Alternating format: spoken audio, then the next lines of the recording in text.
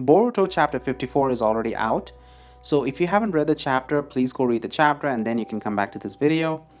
The chapter is very hype. Let's get that out of the way. The chapter is very, very hype chapter. It's a very well written chapter, an action packed chapter, a beautiful way to start off the new year.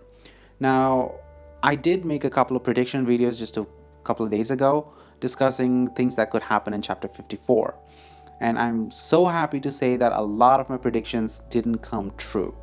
And that is really, really exciting for me as a Boruto fan because if everything that we predicted as fans came true, this chapter would be boring. And the way they twisted it, the way they made it the most obvious thing is mind blowing to me because here we are making a lot of theories, crazy theories about how this could work, how Kawaki could get his karma back, how Ishiki could be alive, all of that, and all along the solution was so simple. They already have been unzipped. So the DNA has already been overwritten, so they're 80% already Otsutsuki. So there's no need for Ishiki to come back. There's no need for someone else to give him a karma. There's no need for another Otsutsuki to come in and die. Kawaki is an Otsutsuki because the file has already been overwritten, unzipped, and he's already 80% Otsutsuki. That was mind blowing to me. I know it's a very simple concept, but I didn't think of it at all. It was right there in front of us. They kept saying that it was a file and it is going to overwrite their DNA. So obviously we should have thought of this and we didn't. At least I didn't. This was never in my mind, and I'm so glad that they made this kind of a decision, this kind of a twist, and that I never expected at least. So starting off with that was very beautifully done. I love that. The second thing is that this chapter was a fight chapter. A lot of people can easily predict that. I predicted that half of the chapter was going to be fight. That's how I saw it. But the whole chapter ended up being a fight chapter, and I have no complaints because the chapter was beautifully drawn. The fights were really good.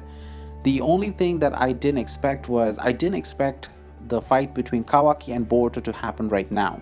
Even though it's Borushiki, I didn't expect Kawaki to step in full force right now. I expected the fight between the brothers to happen sometime later in the arc after they get out of this dimension, everything sorted out. I expected them to clash again and to, clear things up. Whatever the small disagreements that they have, clear everything up and, become best buddies or whatever.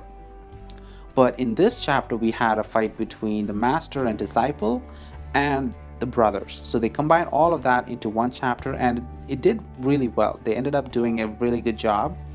But the anime will pace it out. I do expect the anime to pace it out really well, stretch it out, and give more content, more meaning to it. Because honestly, if it was up to me, I would dedicate this entire chapter just between Boruto and Sasuke, disciple and master.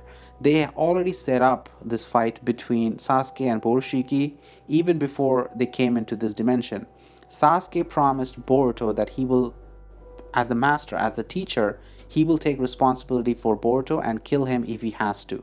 So that setup was so well done, and I expected this whole confrontation to happen between just the master and student because honestly, Boruto and Sasuke don't have that kind of a strong relationship yet, even though they portray it in the manga as if they're very good, close, and very good bonded. It still doesn't feel like the bond between Jiraiya and Naruto. Jiraiya and Naruto barely spent that much time together, but at the same time, they were so close together. They were so close in personality and how he calls him Pervisage. They were so well bonded, we could feel their bond. I don't feel the bond between Naruto and Boruto at this moment, or Sasuke and Boruto at this moment, and this chapter could have done so much. Unfortunately, it didn't, but I'm sure the anime would do a better job. Now, moving away from that, the more interesting part was Kawaki's karma.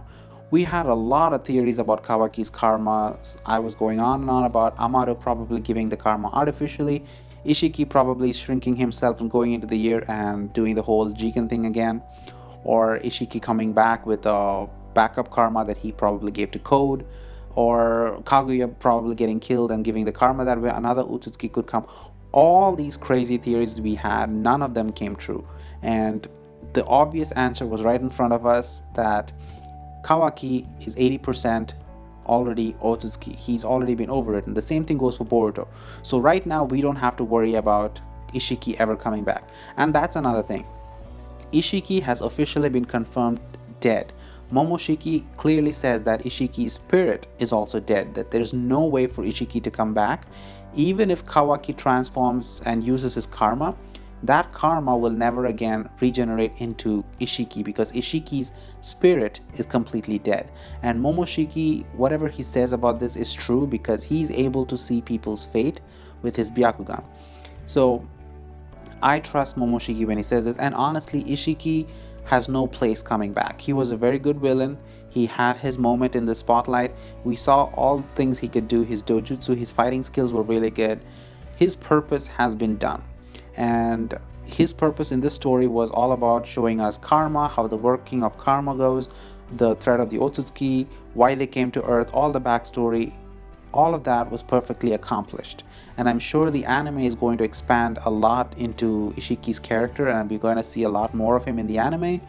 But as for the story goes, his purpose is done, and I really don't expect him to come back as a villain or come back at all at this point because we've seen enough of him. And if he comes back again, there's not going to be a threat or excitement because we've seen all his tricks.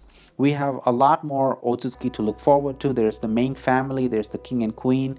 So they're going to be the main villains going forward. And we don't want repeated villains again. And moving away from that, another important moment was Boruto taking control of himself and Sasuke figuring out that chakra would awaken Boruto. And this is a very important thing.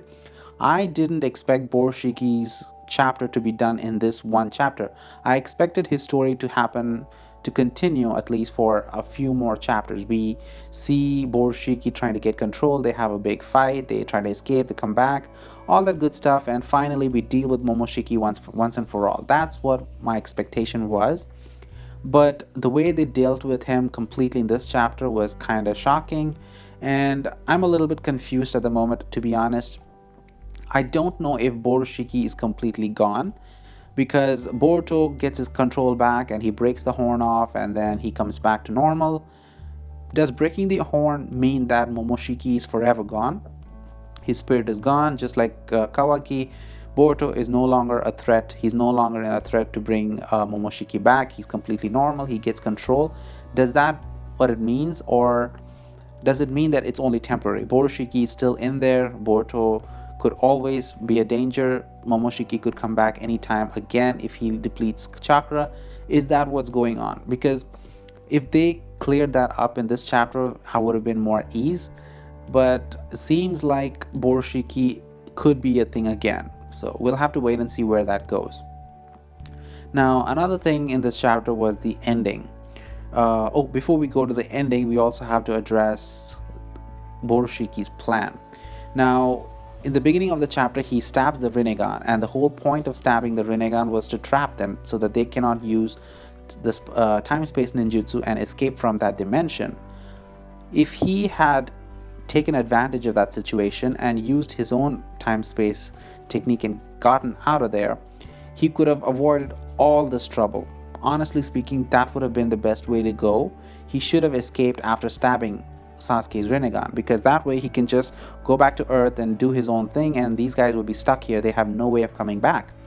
And in my theories, I was predicting that Sasuke would probably use the Izanami or Izanagi technique and get his Rinnegan back, because Rinnegan is the most important asset that the humans have. They have no other way of accessing these dimensions without the Rinnegan. So with the only Rinnegan that's available, and that's Sasuke's, if he loses that, we're in big trouble because we don't have any other ways to do that. Now, it is possible that Katasuke could invent some scientific ninja tools to, get the space-time ninjutsu done that way.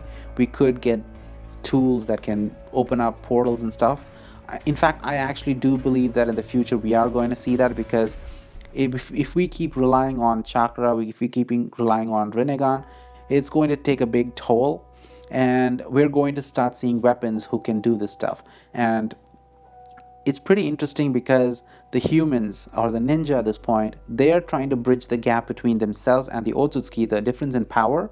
They're trying to bridge that gap by using ninja tools, these scientific ninja tools. We have the Hokage's arm that can absorb chakra based attacks, all the ninjutsu, just like a Rinnegan would. And if we can replicate the other dojutsus in the form of tools, that would make life a lot easier for the ninja in the future. Now, anyway, moving from that, this was very interesting for me because we have so many dojutsus in the world right now, and Sasuke's Rinnegan lost. It's pretty much confirmed that he's lost his Rinnegan at this point. So it would have been best to leave him there, and Borshiki could have gone and wreaked havoc, but he disappointed. He didn't do that. He stayed there. He fought. Obviously, he had his own reason. The whole reason being that he wanted Kawaki to be the sacrifice for the tree, and he wanted to grow the tree again and get the fruit. That was a really good idea, but what was the risk here? He could have, taken over Borshiki, Boruto's body if he had escaped. Regardless, this was what happened, and this is one of the reasons why I keep saying that Kaguya is superior to Ishiki and Momoshiki, and a lot of people do disagree. I understand that. Kaguya as a fighter is not at all worth talking about. She's a horrible fighter, but as a monster, as a person with a lot of power, she is the top of the worst because chakra, she is fused with the tree and she has the highest level of chakra.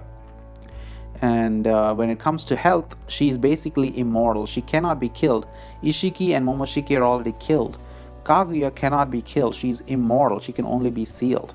And when it comes to dojutsu, she is the most superior of all. Rinnegan, Byakugan, Rinne Sharingan, everything comes from Kaguya. So when it comes to powers, when it comes to being a monster, Kaguya is the top of the verse. And a lot of people keep comparing Kaguya to Ishiki and Momoshiki. It is not even worth comparing because Momoshiki is nowhere near Kaguya. Momoshiki relies on pills and Momoshiki relies on other people's techniques. He is a good fighter when it comes to hand-to-hand combat, but he's a horrible when it comes to chakra. Same thing goes for Ishiki. Ishiki is a very good fighter, but when it comes to chakra, when it comes to his health, and when it comes to recovery, when it comes to dojutsu, he is severely lacking compared to Kaguya. Now, leaving aside all of these topics that we talk, we have to move on to the final cliffhanger, which is Naruto. Naruto appears to be quote-unquote dead, and Sasuke has a strange reaction, and Naruto is just lying there. We are led to believe that Naruto is dead. And in my prediction video, I kept saying Naruto and Sasuke won't die. Sasuke is not dead. I'm gonna keep saying that Naruto is not gonna die. Naruto is way too important to the story right now, and it's way too early for him to die. And I do think that Naruto is at risk. He has probably got a few more months, or probably a few days left to live, or probably even a few hours left to live, and they have to hurry up and do something. It is possible that Kurama is dead and he's asleep and he's recovering chakra the same way that happened during the Ninja War. He gave up his chakra to save Naruto, something like that, or some other way. Naruto is not dead. That's what I believe. And Kawaki would be the one to save him because Kawaki right now has all of Ishiki Otsutsuki's powers, or he's supposed to have it. And if he has that power, the same as he had in the time skip with the Karma, he can access Jigen's special dimension. In Jigen's special dimension, time is frozen and time does not move. Anything that's stored in Jigen's dimension stays preserved for eternity because time just freezes there. So if he puts Naruto into that dimension, he would basically put Naruto in a time of stasis. Time would freeze for Naruto, and Naruto will not age, Naruto will not get bad. He would be preserved, and Kawaki would have enough time to find a cure for Naruto. This is what I believe will happen, and I'm sure that they're going to find a way around it or something like that, or maybe Naruto will die, I don't know. But I really don't expect Naruto to die right now, at least not till the time skip. After the time skip, I think that Boruto and Kawaki will take over as the next strongest people, and maybe Naruto and Sasuke will be left in the dust and slowly die out. But right now, we need Naruto and Sasuke. Without Naruto, Sasuke is completely useless, so we need both of them. And the last thing is Kawaki in the future. Kawaki's dialogue in the future was very carefully written. He tells Boruto that he's going to send Boruto to go meet the Hokage, where he sent the Hokage somewhere, and he's going to send Boruto to go meet him. Now this can be read in a very ominous way, that he's going to send Boruto to hell, or he's going to send Boruto to death, and he's going to That's what it implies. That's what a lot of people who read it will automatically come into. And this is obviously a play of words. So that's what the authors want us to believe. So I'm going to not believe that. I'm going to say that Kawaki is going to send Boruto to the dimension where he put Naruto. He wants to trap Boruto in that dimension. Something of that sort. I know I'm reaching. I'm definitely reaching, and I'm definitely trying to, escape from Naruto's death or something like that. But really, I don't want Naruto to die. The fans would be furious.